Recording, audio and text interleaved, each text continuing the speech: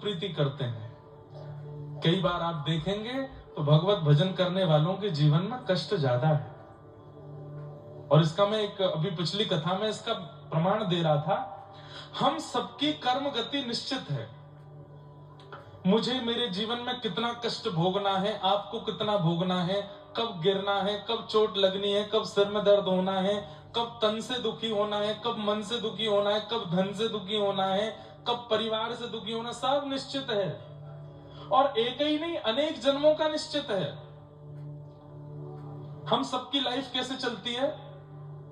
10-10 वर्ष में विभाजन होता है। लिख लीजिएगा बात को।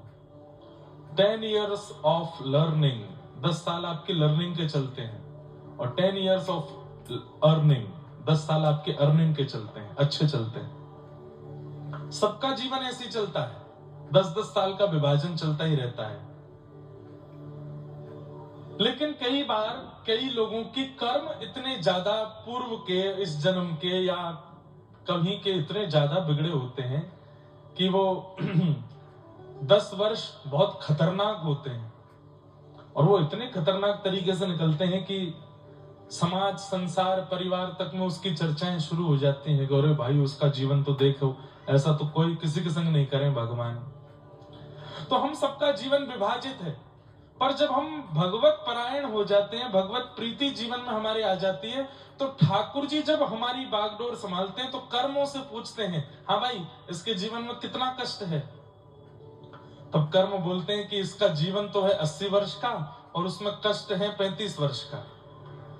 5 वर्ष अभी देना है, फिर 10 वर्ष बाद फिर 4-5 साल कष्ट देना है, फिर उसके बाद ज्यादा कष्ट देना है, 10 साल का देना है। ऐसे करके 80 साल में इसको 35 साल कष्ट के देने हैं। ठाकुर जी बोले फिर उसके बाद इसकी मृत्यु होगी, फिर ये दोबारा जन्म लेगा कहीं और, वहां फिर से इसके 40 साल के कष्ट और हैं। जीवन इसका 70 वर्ष का है।